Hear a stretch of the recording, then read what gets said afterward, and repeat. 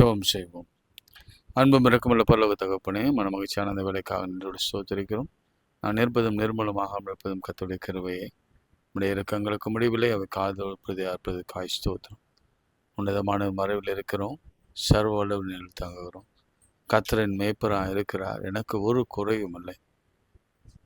சிங்கக்குட்டிகள் தாட்சியடைந்து பட்டினியாய் கிடக்கும். கர்த்தரை தேடலுக்கோ ஒரு நன்மையும் குறையப்படாது என்ற வார்த்தையின்படி நடத்துகிறீர். எல்லாரும் உங்களுடைய பெற்றோர்களுக்காக நன்றி சொல்லுங்க, உங்களுடைய குடும்பத்திற்காக ஸ்தோத்திரம் சொல்லுங்க, பிள்ளைகளுக்காய் ஸ்தோத்திரம் சொல்லுங்க, பேர பிள்ளைகளுக்காய் ஸ்தோத்திரம், வேலைக்காய், ஊதியத்திற்காய், ஊழியத்திற்காய், வருமானத்திற்காய் நன்றி செலுத்துங்க. ஆண்டவரே, நாங்கள் உயிரோடு இருப்பது உடைய கிருபை, சந்தோஷமாய் இருக்கிறோம், அது உமக்கு கிருபை. இயேசுவின் நாமத்தில் செபிக்கிறோம் நல்ல பிதாவே, ஆமென். அப்பா பிதாவே, அன்பின் தேவா, அப்பா பிதாவே, அன்பான தேவா, அருமை இரட்சகரே, ஆவியானவரே. அப்பா பிதாவே, அன்பான தேவா, அருமை இரட்சகரே, ஆவியானவரே. எங்கோ நான் வாழ்ந்தேன், அறியாமல் அலைந்தேன், என் நேசர் தேடி வந்தேன். எங்கோ நான் வாழ்ந்தேன், அறியாமல் அலைந்தேன், என் நேசர் தேடி வந்தேன். நெஞ்சார அணைத்து முத்தங்கள் கொடுத்து நிலையாய் மாறிவிட்டீ. நெஞ்சார அணைத்து முத்தங்கள் கொடுத்து நிழலாய் மாறிவிட்டீர். நன்றி, உமக்கு நன்றி ஐயா, நன்றி, உமக்கு நன்றி. அப்பா பிதாவே, அன்பான தேவா, அருமை இரட்சகரே, ஆவியானவரே. தாழ்மையில் இருந்தேன், தள்ளாடி நடந்தேன், தயவாய் நினைவு கொண்டே. தாழ்மையில் இருந்தேன், தள்ளாடி நடந்தேன், தயவாய் நினைவு கொண்டே. கலங்காதே என்று கண்ணீரை துடைத்து கரம் பற்றி நடத்துகிறேன். கலங்காதே என்று கண்ணீரை துடைத்து கரம் பற்றி நடத்துகிறேன். நன்றி, உமக்கு நன்றி ஐயா, நன்றி, உமக்கு நன்றி. அப்பா பிதாவே, அன்பான தேவா, அருமை இரட்சகரே, ஆவியானவரே. கரங்களை உயர்த்தி மோசேக்கு ஆண்டவர் உதவி செய்து, யோசுபாத்துக்கு ஆண்டவர் உதவி செய்து, சாலமோனுக்கு ஆண்டவர் உதவி செய்து, பேதுருவுக்கு ஆண்டவர் உதவி செய்தது எல்லாம் நினைவு கூர்ந்து, எனக்கும் கர்த்தர் உதவி செய்வார் என்ற நம்பிக்கையோட, தாவீதின் குமாரன் எனக்கு இறங்கும் என்று அவன் கரம் நீட்டி கூப்பிட்ட பொழுது அவன் கண்களை திறந்தவர், நடக்க முடியாத நடக்க பண்ணினவர், வறுமையில் இருந்தவர்களுக்கு கர்த்தர் வாழ்க்கையை கொடுத்தவர், திருமணமாகாதவர்களுக்கு ஏற்ற துணையை எலியேசரை கொண்டு வந்து கொடுத்தவர், மலடியாயிருந்த ரெபெக்காளின் கர்ப்பத்தை திறந்தவர், மரியாளின் வயிற்றிலே பிள்ளையை உருவாக்கினவர், சகரியா எலிசபெத் வாழ்க்கையில் அற்புதங்களை செய்தவர், வயல்வெளியாக வாழ்க்கையை மாற்றினவர், வனாந்திரத்தை வயல்வெளியாக மாற்றினவர். கர்த்தர் எங்களையும் மாற்றுவீராக. நான் போகிற பாதை விசேஷமாய் கடினமான பாதை, முள் உள்ள பாதை, நிறைய தடைகள் உள்ள பாதை, மதில் சுவர்கள் உள்ள பாதை, அவைகளை கடந்து போக உதவி செய்யும். இயேசுவின் நாமத்தில் செபிக்கிறோம் பிதாவே, ஆமென். பிரியமானவர்களே, கடந்த நாட்களாக நாம் பார்த்து கொண்டு வருகிற காரியங்களை நீர் அறிவீர். அது ஒரு நம்பிக்கைக்குரிய சில வார்த்தைகளை நம்ம பார்த்து வருகிறோம்.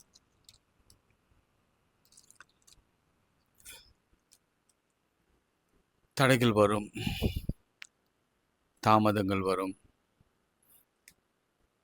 முட்கள் வரும், தடை சுவர்கள் வரும்.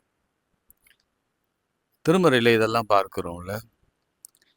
இதற்கெல்லாம் வசனம் இருக்கு. ஆனால் நல்ல நேரம் இல்லாதனால தடைகளை பற்றி உங்களுக்கு நான் சொல்லி ஆக வேண்டும். ஒருத்தர் வாழ்க்கையில் முன்னேற வேண்டும் என்று சொன்னால் அவன் தடைகளை தாண்டி தான் போக வேண்டும். என்னதான் ஆண்டவர் முன் குறித்திருந்தாலும், பரிசுத்தம் பண்ணியிருந்தாலும், கர்த்தர் அவனோடு கூட இருந்திருந்தாலும், ஆனாலும் அவன் போக வேண்டிய அந்த இடுக்கமான வாசலிலே நிச்சயம் பிரவேசித்தே ஆக வேண்டும்.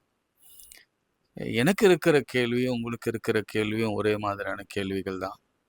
ஏன் இந்த தாமதம்? ஏன் இந்த தடைகள்? ஏன் இந்த மூட்கள்? ஏன் இந்த பாலைவனங்கள்? ஏன் இந்த செங்கடல்? ஏன் இந்த மதில் சுவர்கள் அல்லது எரிகோ கோட்டைகள்? ஏன் என்னால் ஆண்டவர் பாலும் தேனும் ஓடுகிற நலம் விசாலமான தேசத்தில் என்னால் சேர முடியல?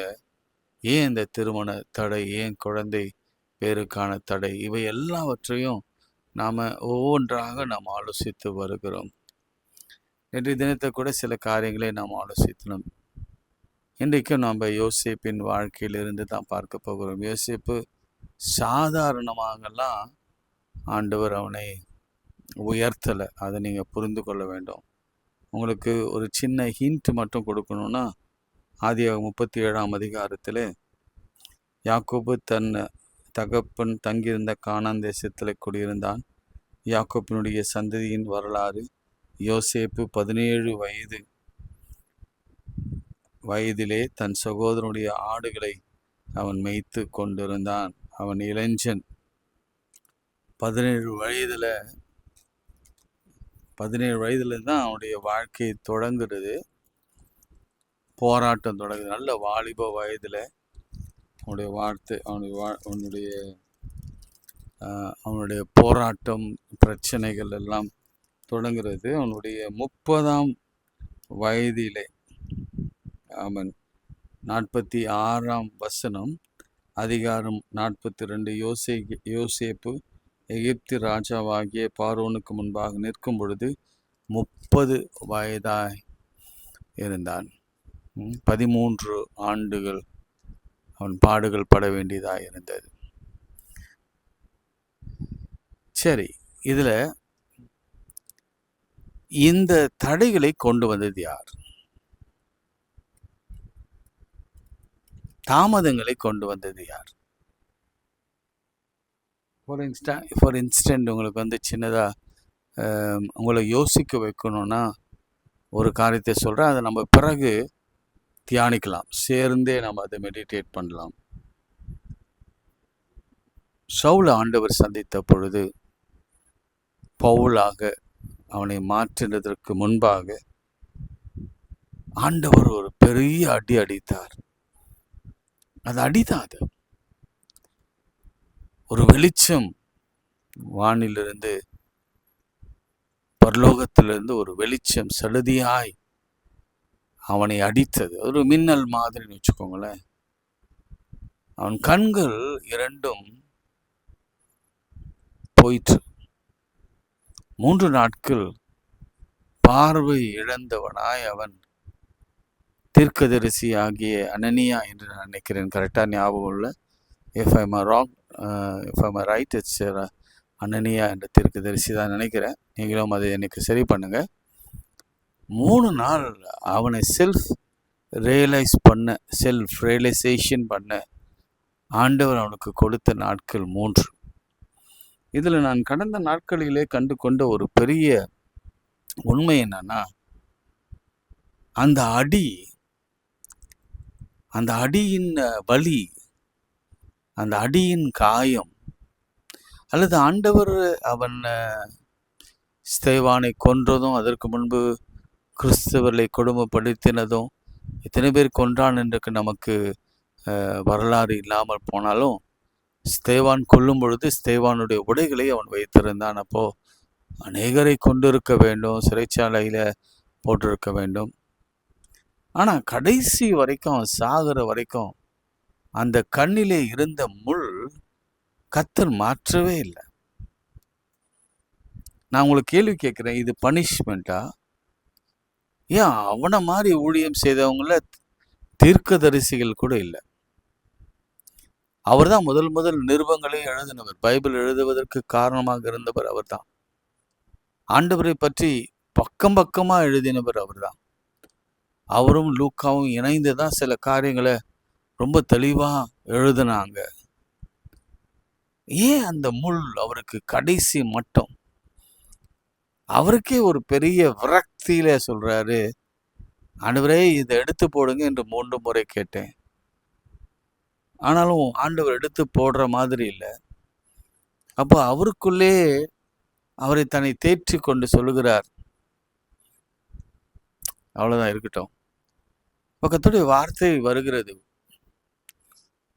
என் கிருபை உனக்கு போதும், உன் பலவீனத்தில் கர்த்தருடைய பலன் பூர்ணமா இருக்கும். அப்படின்னா என்ன அர்த்தம்னா, நீங்க அந்த முள்ளோட தான் நீங்க சாகணும், வாழணும், ஊழியம் செய்யணும்.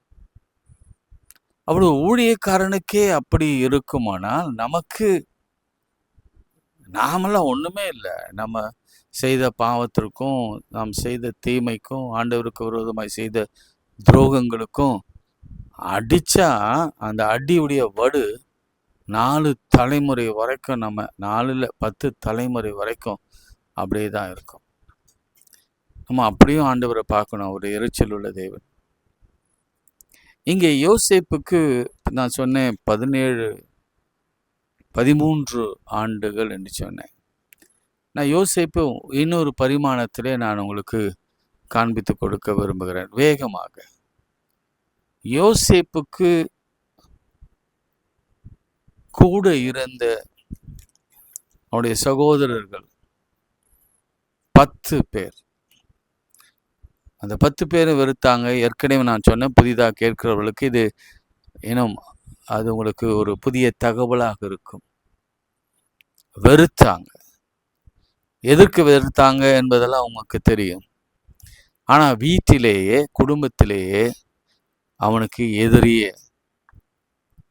எதிரியே ஆண்டவர் உண்டாக்கினார். இந்த ஸ்டேட்மெண்ட்டை நீங்க நல்லா கவனிங்க. வீட்டிலேயே அவனுக்கு ஒரு எதிர்ப்பை ஆண்டவர் உண்டாக்கினார். ஏன்? எக்ஸப்ட் அவங்க பெரிய அண்ணன் ரூபனை தவிர அப்பா மீது ரொம்ப சிநேகமா இருந்தா, அவரை தவிர மீது எல்லாரும் வெறுக்கும்படி ஆண்டவர் செய்தார். என்னுடைய முதல் குறிப்பே அதுதான். வாழ்க்கையில ஆண்டவர் நம்மை உயர்த்தணும், வாழ்க்கையில ஆண்டவர் நம்மை முன்னேற பண்ணணும், வாழ்க்கையில ஆண்டவர் எல்லாரையும் காட்டிலும் நம்மை சாட்சியா நிறுத்தணும், உயிரோடு வாழணும், 4 பேர் மதிக்கிற மாதிரி வாழணும் அப்படின்னு நீங்க ஆசைப்பட்டீங்கன்னா, நான் உத்தரவாதத்தோடு உங்களுக்காக சொல்ல முடியும், முதலாவது உங்க குடும்பத்துல உங்களுக்கு எதிர்ப்பு வரும். சகோதரர், இந்த காலத்துல ஆண்டவர் இயேசு சொன்ன மாதிரி அன்பு தணிந்து போகும். சொந்த அப்பா அம்மாவை இருப்பாங்க, சகோதரர் இருப்பாங்க, இருக்கக்கூடாதுன்னு பார்ப்பாங்க, வளரக்கூடாதுன்னு பார்ப்பாங்க, வீடு கட்டக்கூடாதுன்னு பார்ப்பாங்க, சொத்துக்களிலே தகராறு உண்டு பண்ணுவாங்க, நல்ல வாழ்க்கை வரக்கூடாதுன்னு நினைப்பாங்க, பொறாமையின் உச்சத்தில் நிற்பாங்க. குடியை அனுமதித்தார், ஆனா குடியிலிருந்து எடுத்தார். ஸ்லேவாக விற்கப்பட்டார். இதெல்லாம் யார் செய்தது? நம்ம ஒருவேளை இந்து தத்துவத்துல நம்ம பேசணும்னா, இந்த பிலாசபியில பேசணும்னா, இது ஒருவேளை தலை எழுத்தா, தலை விதியா, கர்மாவா? இல்லை. ஆனா நாம வேதாகம் அடிப்படையில் பார்க்கும் பொழுது, நான் இன்றைக்கு கற்றுக்கொண்ட ஒரு உண்மை என்னன்னா, கர்த்தரே இதை அனுமதித்தார். வெறுக்கும்படி, ஒதுக்கும்படி, குழியில் போடும்படி, அவனை வேலைக்காரனாக, ஸ்லேவாக, அடிமையாக விற்கும்படி அனுமதித்தார். சரி, வித்துட்டார். விற்கும் போதே அங்கே 2 மர்ச்சன்டைன்னு நம்ம பார்க்கலாம். அதில் நீங்கள் பெரிய குழப்பம் உங்களுக்கு இருக்கும். ஒருத்தர் வந்து விலை கேட்பார், இன்னொருத்தர் எடுத்துகிட்டு போயிடுவார் அப்படின்னு ஒரு குழப்பம் இருக்கும். நீங்கள் அதை வாசித்தா தான் தெரியும். நிறைய முறை அந்த இடத்துல நின்றுட்டு கொஞ்சம் புரியலன்னு நினச்சிட்டு போவேன். ஆனால் அது ஒன்றும் பெரிய பிரச்சனை இல்லை. 2 மர்ச்சன்டைன் 2 பேர் இடத்துல பேசுகிறாங்க. அதில் யாருக்கு ரொம்ப தோதா இருக்கோ அவங்கள இடத்துல விற்றுட்டாங்கன்னு வச்சுக்கோங்களேன். போத்திபார் வீட்டுக்கு போகிற அங்கேயே ஒரு பெரிய பிரச்சனை அவனுக்கு வருகிறது. அந்த வீட்டு மேனேஜராக இருந்த பொழுது அவனுக்கு ஏற்பட்ட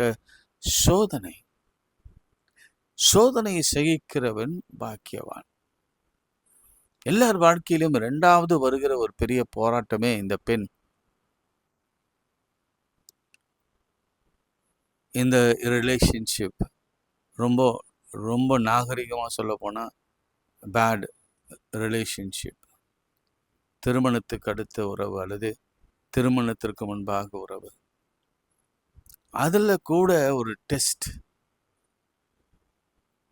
அந்த டெஸ்ட்லேயும் அவன் பாஸ் பண்ணான். ஆனால் வசனம் சொல்லுகிறது, அதில் தான் எனக்கு ரொம்ப பிடிச்சிருந்தது, கர்த்தர் அவனோடு இருந்ததுனால கர்த்தர் அந்த வீட்டை ஆசீர்வதித்தார். என்ன டெஸ்ட் வந்தாலும், இப்படிப்பட்ட இம்மாரல் டெஸ்ட் வந்தாலும் கர்த்தர் நம்மோடு இருப்பாருன்னு சொன்னா நிச்சயமாக கர்த்தர் அதிலிருந்து நம்மை விலக்கி காப்பார். அவரே அனுமதிக்கிறார், அவரே காக்கிறார். ஒரு வசனம் சொல்லுகிறது, அவரே அடிக்கிறார், அவரே காயம் கட்டுகிறார். யோபுவுக்கு உண்டான சோதனைகளில பெரிய சோதனை இல்லை. அந்த சோதனை அனுமதித்தது யார்? கர்த்தரே அனுமதித்தார். இல்லை, பிசாசுக்கு அந்த அதிகாரத்தை ஆண்டவர் கொடுத்திருந்தாலும் அந்த பாயிண்ட் சோதிக்க வேண்டும், அதுக்கு அனுமதி கொடுத்தது யார் என்று பார்த்தால் கர்த்தரே. பொன்னாக விளங்குவேன் என்ற ஒரு நம்பிக்கை கர்த்தர் கொடுத்தார். அந்த இன்ட்ரன்ஸும் அவன் தாண்ட வேண்டியதாக இருந்தது. பிறகு அவனை சிறைச்சாலையிலே போட்டான். 4 சுவற்றுக்குள்ளே அடிமையாக இருந்தான், சிறை கைதியாக இருந்தான். அங்கேயும் கர்த்தருடைய கண்களிலே அவனுக்கு தயவு உண்டாயிற்று. சிறை கைதிகளுக்கெல்லாம் அவன் வார்டனாக மாற்றப்பட்டான். அங்கேயும் கர்த்தருடைய கிருபையினாலே சொப்பனங்களை விளக்கி காண்பித்தான். விளக்கி காண்பித்தா அந்த இடத்துல கூட நன்றி கெட்டவர்களை சந்திக்கிறான். இன்னைக்கு நம்ம இந்த நன்றி கெட்ட உலகத்தில் வாழ்ந்து கொண்டிருக்கிறோம். ஒருத்தன் நன்மையை பெற்றான், 2 பேருக்கும் அது பலித்தது. அவன் சொன்னான், 2 பேரிடத்துல ஒரே வார்த்தையை தான் சொன்னான், நான் சொல்றது அது நிறைவேறும். ஒருவேளை நீங்கள் ராஜா ஸ்தானத்தில் நிற்கும் பொழுது இந்த மாதிரி ஒருத்தன் இருக்கிறான், அவனுக்கு ரெக்கமெண்ட் பண்ணுங்க, அவனை எப்படியாவது வெளியே கொண்டு வாங்க என்று சொல்லி ஒரு உதவி கேட்டான். வேதம் சொல்லுகிறது, அவர்கள் மறந்தே போனார்கள். மறக்கிற உலகத்தில் வாழ்ந்து கொண்டிருக்கிறோம். இதெல்லாம் டிலேல ஒவ்வொரு சகாப்தம். குடும்பத்தில் டிலே, வாலிப பருவத்திலே வருகிற இந்த ரிலேஷன்ஷிப்பில் அவனுக்கு ஏற்பட்ட டிலே, அதனாலே வந்த விளைவு சிறைச்சாலை. அங்கே அவன் செய்த நன்மைக்கு மறந்து போன நன்றி கெட்ட ஒரு உலகத்தில் நன்றி கெட்ட மனிதர்களை சந்திக்க வேண்டியதாக அவன் இருந்தது. பிறகு அவன் அரசரிடத்தில் அந்த அந்த ஸ்டோரி அவங்க சொல்லும் பொழுது அரசர் அவனை அழைத்து வந்து அவர் கண்ட கனவை அவர் விளக்கி காண்பிக்கும்படி சொன்னார். அவன் அதை விளக்கி காண்பித்தான். 7 வருஷம் பஞ்சம், 7 வருஷம் செழிப்பு, அதெல்லாம் சொன்ன பொழுது, உன்ன மாதிரி நான் ஒரு அறிவாளியை, உன்ன மாதிரி ஒரு அட்மினிஸ்ட்ரேட்டரை நான் பார்க்கவில்லை. நீ தான் இந்த தேசத்துக்கு அதிபதியாக மாற வேண்டும். அதுதான் அந்த அதிகாரத்தில் சொல்லப்பட்டிருக்கிற விஷயம். அந்த மோதிரத்தை கொடுத்து ஒரு வெள்ளை ஒரு ஆடைய ரொம்ப மெல்லிய வஸ்திரங்களை உதிர்த்தி அவனுக்கு பொன் சரப்பனை தரித்து அவன் கழுத்தில் தரித்து அவன் சொல்கிறான், நீங்கள் அவன் போகும்பொழுதெல்லாம் அவனை தண்டனிட்டு பணியுங்க அப்படின்னு சொல்லி ஒரு பறைமுறையிடவும் அவன் கட்டளையிட்டான். எவந்தோ உங்களுக்கு ஒன்று தெரியுமா, எகிப்து மக்கள் இஸ்ரேல் மக்களை எப்படி பார்ப்பாங்க தெரியுமா? பாவம், அந்த யாக்கோபு இவனை சந்திக்க வருகிற பொழுது அவங்கள ரெண்டாந்தர பிரஜைகளாக, இந்த காலத்தில் நீங்கள் பார்க்குறோம்ல, இந்த மைனாரிட்டி, இப்போ நிறைய இந்த செய்திகள் எல்லாம் பார்க்குறோம். மைனாரிட்டி, சிறுபான்மை அல்லது ஜாதிய மைனாரிட்டிலாம், அப்படி தான் அவர்களை பார்த்தார். அப்போது அவங்களுக்கு கொடுக்கப்பட்ட இடம் தெரியுமா? ஒரு காலனி, ஒதுக்கப்பட்ட ஒரு இடத்தை கொடுத்தார். ஆனால் யோசேப்பு அவன் அங்கேயே இருந்தான். ஆனாலும் நான் நினைக்கிறேன், எனக்கு என்னதான் பெரிய பெரிய பதவியில் போனாலும் அவனுடைய வம்சம், அவனுடைய ஜாதி, அவனுடைய இனம், அவனுடைய மொழி, அவனுடைய கலர், அதை வைத்து தான் மற்றவர்கள் மதிப்பார்கள். அவனுடைய பெண்ணையும் கொடுத்தான், பிள்ளைகளும் பிறந்தார்கள். அந்த இடத்துல அவன் உயர்த்தப்பட்டான். அப்பொழுது தான் அவன் சொல்லுகிறான், அந்த சகோதரர்களை பார்த்து அவன் சொல்கிறான், நீங்கள் விசாரப்பட வேண்டாம், கர்த்தர் உங்களை போஷிக்கும்படியாக என்னை இந்த இடத்துல கொண்டு வந்திருக்கிறார். நீங்கள் எனக்கு தீமை செய்தீர்கள், கர்த்தரே அதை நன்மையாக மாற பண்ணினார். எல்லாவற்றிலும் ஒரு வார்த்தை இருக்கும். இந்த வார்த்தை என்னன்னா, இது எத்தனை முறை வருதுன்னு எனக்கு எழுதி அனுப்புங்க. கர்த்தர் அவனோடு இருந்தபடியினாலும், காட் வித் ஜோசப், அவன் எதை செய்தானோ அதை கர்த்தர் வாய்க்க பண்ணபடினால் அவன் வசமாய் இருந்த யாதொன்றையும் குறித்து அப்படின்னு சொல்லி வரும். கர்த்தர் அவனோடு இருந்தார். ஒரு தின் லைன் ஃபெய்த் ஸ்டேட்மெண்ட் உங்களுக்கு நான் சொல்கிறேன். இந்த ஸ்டோரியை நான் வேறு ஆங்கிளில் பார்த்தேன். எந்தெந்த இடத்துல அவனுக்கு தடை வந்தது. ஃப்ரம் 17 years குடும்பத்தில், வேலை செய்கிற ஸ்தலத்தில், அவன் அப்புறம் தண்டனை அனுபவிக்கிற கோர்ட்லன்னு வச்சுக்கோங்களேன், ஃபார் எக்ஸாம்பிள் சிறைச்சாலையில், அதன் பிறகு பல இடங்களில் அவனுக்கு தடை வந்த பொழுது அந்த தடை எல்லாவற்றையும், அந்த தடை சுவர்கள் எல்லாவற்றையும் நான் சொல்கிறேன் உண்டு பண்ணினவர் கர்த்தர். சில இடங்களில் கர்த்தரே அதை அவனுக்காக நியமித்திருந்தார். ஒரு ஹேர்டல்ஸ் இருக்கும்ல, இந்த ஹேர்டல்ஸ் ஓட்டப்பந்தயம் இருக்கும், உங்களுக்கு தெரியும். தடகள வீரர்கள் சொல்லுவாங்க. ஒவ்வொரு தடையும் தாண்டி தாண்டி தாண்டி தான் போயிட்டு அந்த இலக்கை அடைய வேணும். வாழ்க்கை என்பது கூட அதுதான். எதுவும் எளிதாக நமக்கு கிடைத்துறாது. அப்படி எளிதாக கிடைச்சிச்சுன்னா அது நிரந்தரமாக இருக்காது. ஆனால் கஷ்டப்பட்டு அந்த 17 வருஷங்கள் அவன் கர்த்தரோடு இருந்ததுனால, கர்த்தர் அவனோடு இருந்ததுனால, அவன் காரிய சித்தி உள்ளவனாய் அவன் இருந்தபடினால, காரிய சித்தின்னா அவனுக்கு தெரியும், வெரி வெரி ஷிரோடு, ரொம்ப ஷார்ப்பு, பக்தி வைராக்கியமாக இருந்தபடினால கர்த்தர் அவனை உயர்த்தி நின்றார். நம்ம ஃபோக்கஸ் எல்லாம் கர்த்தராக இருக்க வேணும். கர்த்தர் கொடுத்த தரிசனம், கர்த்தர் கொடுத்த வாக்குத்தத்தம், அதை உண்மையாக நிறைவேற்றுவார். ஆரம்பத்தில் அவனுக்கு கொடுத்த வாக்குத்தத்தம், அந்த 12 பிள்ளைகளை காட்டிலும் உன்னை நான் உயர்த்துவேன், அவங்க எல்லாம் உன்னை பணிவார்கள், அது அவன் மனதில் ஓடிக்கொண்டே இருந்தது. இன்றைக்கு கூட எந்த இடத்துல நீங்கள் தடைப்பட்டு ஸ்டம்பிள் பாக்காக நின்றுட்டீங்க, அப்படியே சிலை மாறி நின்றுட்டீங்க, எந்த இடத்துல நீங்கள் நிறுத்தப்பட்டீங்க அப்படிதான் நான் கேட்பேன். ஆண்டவர் எந்த இடத்துல உங்களை நிறுத்தி வைத்திருக்கிறார்? குழந்தை இல்லாமல், திருமணம் ஆகாமல், வேலை இல்லாமல், நம்ம தலைமலை ஏறி போகிற சத்துருக்கள், நமக்கு அதிகாரிகள், வீட்டாரே சத்துரு, அவங்க முன்னாடி நீங்கள் நிற்கிறீங்கன்னா ஊர்ஜிதப்படுத்திக் கொள்ளுங்க. உங்களுக்கான உயர்வு அது காத்திருக்கிறது. விரைவில் வரும், சீக்கிரத்தில் வரும். இன்னும் கொஞ்ச காலம்தான், இன்னும் கொஞ்ச காலத்தில் கர்த்தர் எல்லாவற்றையும் மாற்றுவார். அதற்கு நிறைய வசனங்கள் இருக்கிறது.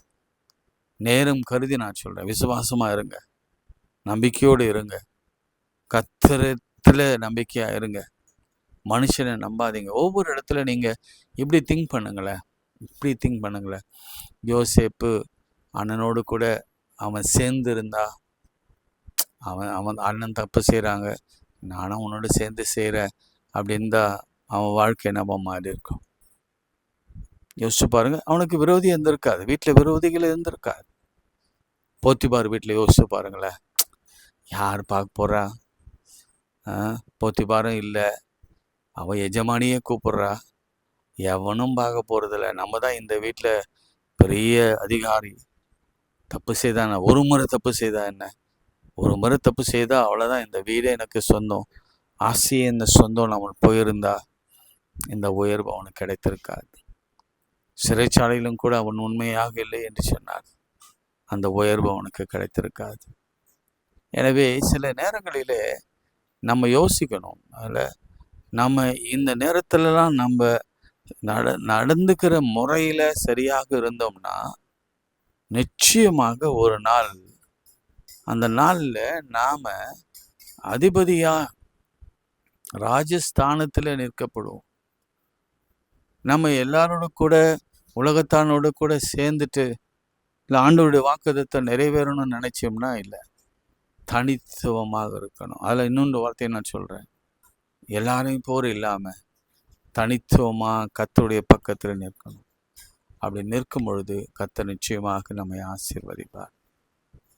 தொடர்ந்து ஜெபம் பண்ணுங்க. இது இந்த இந்த இந்த ரிலேயில் கொஞ்சம் பிரச்சனை வருகிறது, இந்த ப்ராட்காஸ்டிங்கில் இன்னும் பிரச்சனை, அது சால்வ் ஆகலை, சார்ட் ஆகலை, எனக்கு உதவி செய்யும் ஆட்கள் இல்லை. எனவே இதற்காக ஜெபித்து கொள்ளுங்க. இன்னும் நிறைய பேருக்கு இது போய் சேரலை. யாரும் எனக்கிட்ட கம்ப்ளைண்ட் பண்ணுறேன்னு வச்சுக்கோங்களேன், ஒருவேளை மேபி அவங்களுக்கு அது சோர்வாக கூட இருக்கலாம். மேபி உங்களுக்கு கிடைக்கல அப்படின்னு வருத்தம் இருந்தால் நீங்கள் இமீடியட்டாக வாட்ஸ்அப்பில் எனக்கு வரல ஐயான்னு சொல்லுங்கள், நான் உனக்கு தனியாக நான் லிங்க் அனுப்புகிறேன், ஐயா லிங்க் சென்ட் பண்ணுங்க அப்படின்னு ஒரு வார்த்தை மட்டும் போடுங்க. டெய்லி ஒரு விஷ் பண்ணிவிட்டு எனக்கு விஷ் பண்ணிவிட்டு ஐயா சென்ட் மீ லிங்க் அப்படின்னு போடுங்க. சும்மா லிங்க்குன்னு எழுதினாலே போதும், நான் உங்களுக்கு திரும்ப திரும்ப நான் அனுப்புகிறேன். பர்சனலாக அது வரும், அது உங்களுக்கான பிரத்யேக ஜெபத்தோடு வரும். உங்களுக்கான ஒரு வாக்குத்தத்த வசனத்தையும் நான் சேர்த்து அனுப்புகிறேன்.